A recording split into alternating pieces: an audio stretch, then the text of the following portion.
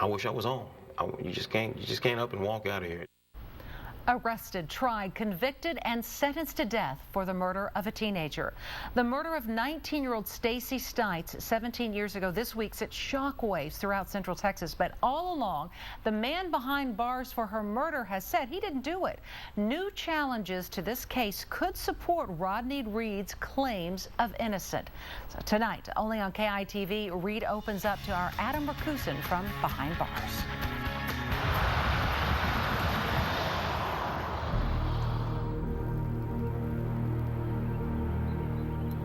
April 1996. 19-year-old Stacy Stites was just days away from her wedding, but she would never make it to the altar. Fast forward nearly 20 years.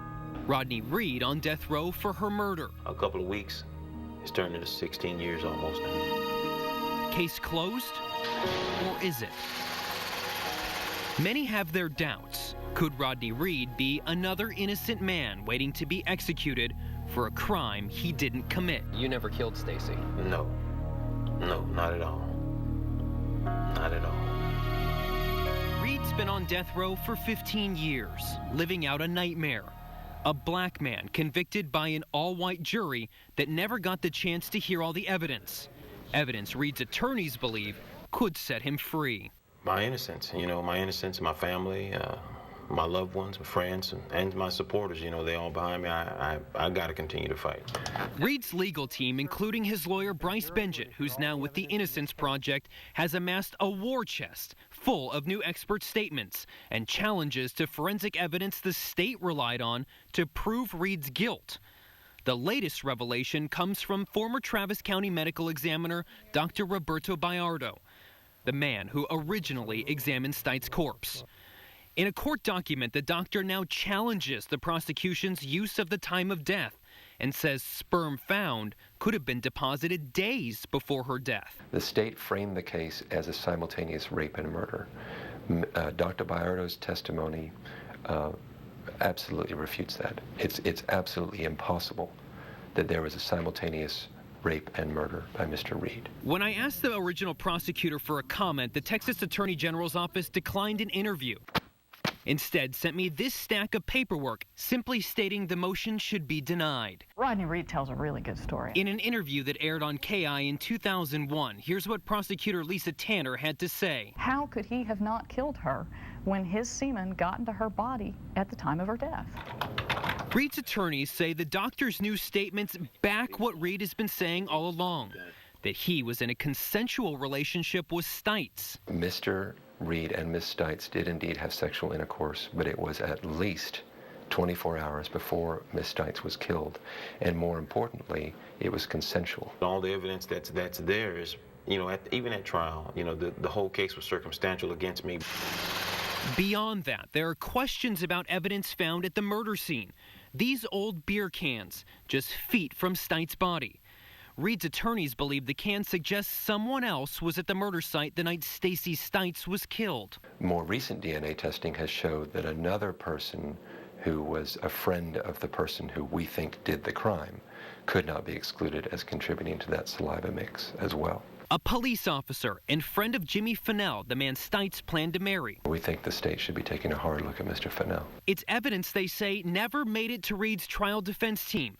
Evidence a jury never heard. Now, I can't tell you that it didn't get misplaced in some fashion. I can't tell you it didn't fall off the table. I can't tell you anything like that, but I can tell you that I have every reason to believe and do believe that I did provide that to the defense. New testimony, old beer cans, and possibly someone else at the crime scene.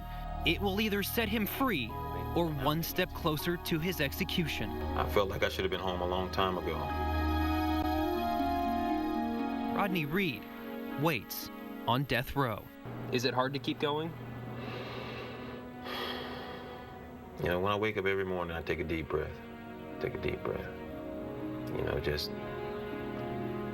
I feel long as I'm breathing, I got my support system out there. A lot of that. And then, like I said, the pictures of my grandchildren and stuff like that, letters and stuff, that keeps me going.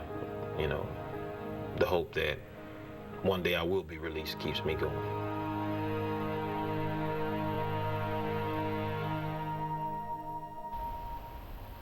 And I tried to get in touch with Jimmy Finnell multiple times, but he declined all my requests to talk. Finnell was ruled out as a suspect by investigators at the time. Right now, Reed's attorneys are currently appealing to the Fifth Circuit Court of Appeals. And there really is a lot to this case, Judy. To see all of Reed's history, his statements from the medical examiner, new testimony from other medical experts, and the rebuttal documents that the state sent me, I posted everything on our website in the news section. Welcome back. The abortion law filibuster has just ended at the state capitol. Let's check in now with Adam Rakusin, who's been down there all day. Was it a technicality? What happened? Yeah, Judy, they're trying to end this on that technicality. Basically, they're saying that Wendy Davis went off script. She had to stay talking about abortion the entire time. The rule that was made, they said that she stopped talking about abortion for just a brief time, called that into question, and won that motion, setting up the actual vote on the bill. Now, it's turned into a little bit of chaotic scene inside of the building. There's about 1,000 people lining the hallways. It was getting so loud inside, they had to physically start removing people from the gallery who were screaming and upset. We could hear the chants and the cheers all the way out here by the parking lot. Just behind my shoulder, there are hundreds now outside of the front of the Capitol who are chanting, "Let her speak, let her speak." Senator Watson has proposed right now going back, and he's challenging the lieutenant governor's ruling on this at the moment. So we'll have to see how this plays out in the next few minutes. Reporting live from the state capitol, Adam Rakusin, KITV News. A budget item for foreign travel caught our attention. A side-by-side comparison of state agency spending on the comptroller's website revealed the Employee Retirement System of Texas spent $100,000 more than any other state agency. Through a public records request, KITV received hundreds of pages of travel records. After digging through the numbers, we found pricey hotel stays, which some consider a lavish lifestyle. Golf 2, Golf Bravo, Southwest. Oh, the hustle and bustle of the airport. Austin to Italy or Paris, maybe even Asia or the UK. Sounds like a great vacation, right? It's not. They're the destinations where some of the staff at the Employee Retirement System of Texas are taking off for work. When I hear that someone goes and they stay in exotic places, it does raise a question in my mind. KITV obtained the state agency's travel records from 2012 through February of this year, while the employees fly economy. For some, the hotel stays are very fitting of a luxury foreign getaway. I don't understand how their agencies are letting them get away with it. A trip to Italy included a stop at a hotel on Lake Como at $315 a night, followed by a stay in Venice at a hotel described as a modern Venetian masterpiece. $475.86 a night. On another trip, 5 nights in Singapore at a hotel whose name is synonymous with quality, the Ritz-Carlton, $304 a night. These were just a few of the dozens of trips we looked through and the thousands of dollars on hotel rooms. This is outrageous. I mean, you're looking at folks staying at the Ritz-Carlton Hotel in fancy rooms on state tabs and representing the retirees of Texas. Well, here's a $43 breakfast. We showed the travel records to Public Citizen Texas Executive Director Tom Schmitty-Smith. Generally, there's a limit. One of these entries in here that says some guy spent $11 for a bag of jelly beans out of the minibar. The ERS declined all on-camera interview requests. Instead, answered questions through email. We've learned the agency's travel budget this year is $500,000. Approval for travel overseas goes all the way up to the top officers. They claim to book hotels by searching for reasonable and competitive rates, staying within the U.S. General Services Administration foreign travel guidelines. We checked, and the ERS does stay within the requirements for how much they can spend. And they will foot the bill for reasonable minibar purchases as part of meal expenses. So the apple juice, cranberry juice, potato chips, dark chocolate, jelly beans, and chocolate wafers are all on the company dime. It just goes back to common sense and prudence. State Representative Dan Flynn understands the bottom line boils down to results, something the ERS is delivering on, but believes the agency will be heavily scrutinized when they come up for a state review. I want to be sure that everybody knows that my position on the Transparency Committee, we're going to continue to be looking at it. The ERS argues they do need to maintain the safety of their employees, and sometimes that comes at the cost of the hotel. Their investment staff travels to monitor investments and conduct prudent due diligence on prospective investments. It's basically another way of saying they're making sure that the retirees' money is in good hands. Au revoir. Adam Rakusin, KITV News. Lives on the line, waiting on hold can be the difference between investigating a case of abuse or missing the opportunity. So we wanted to know why your lawmakers are neglecting the state's abuse and neglect hotline by not giving them enough money to cut down on wait times. KITV's Adam Rakusin has been investigating this and joins us with what he found. Adam. Well, Walt, Judy, this is not 911. The hotline takes calls to collect information and then pass along those reports so they can be investigated. But here's what we found. Here's the wait time for the National Domestic Abuse Hotline. It's only 34 seconds. The state's hotline, 8.5 minutes. You can see that's quite a difference. So where's the money? Why are lawmakers not giving the department enough money to get that time down? Getting out can be the difference between minutes and seconds. He would strangle me, and even though he would hold me down and say, "I'm going to kill you," I thought we were fighting. If that doesn't happen, All calls are answered in the order that they received. a missed phone call, a family is shattered. He always said that I wouldn't make it out alive with the kids.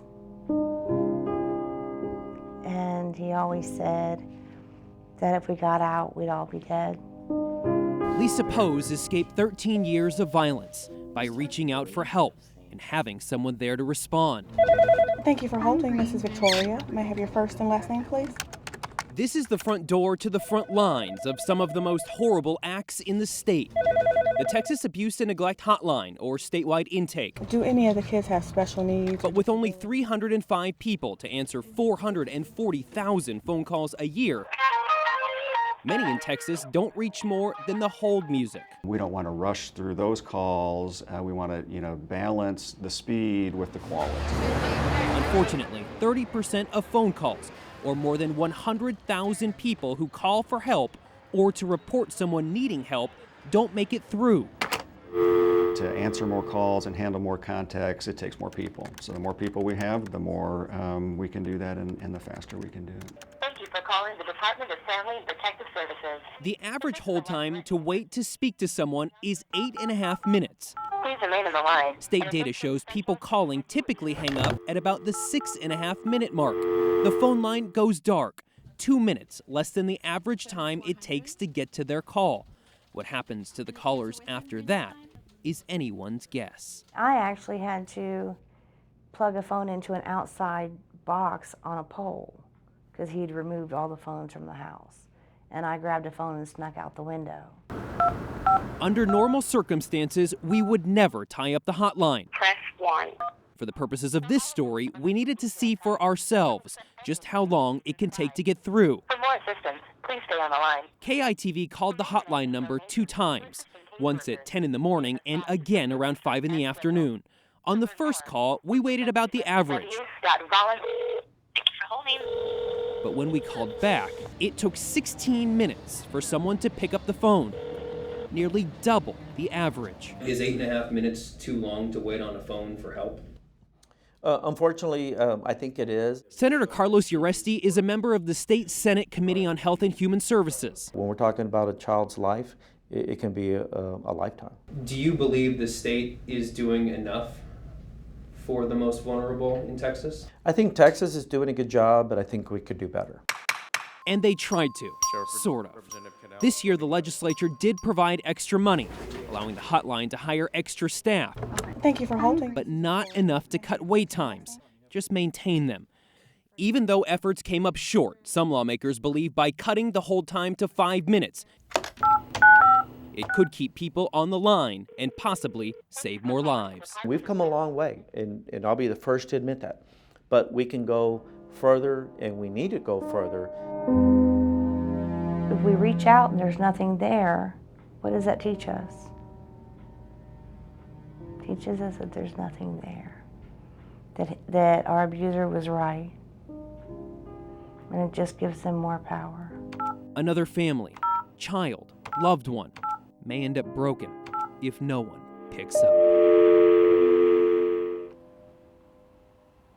And if the wait time gets too long, they will move people around and increase staff. Now, we did the math. To get that wait time down to 5 minutes, it would take about an extra 67 new employees at an entry salary around $30,000. It's $2 million to get that time down to 5 minutes. Walt and Judy? So, Adam, put that into perspective for us. Well, when you're looking at that $2 million, that also equals the cost of special session 1 and 2. It's really up to the legislature to pony up the money.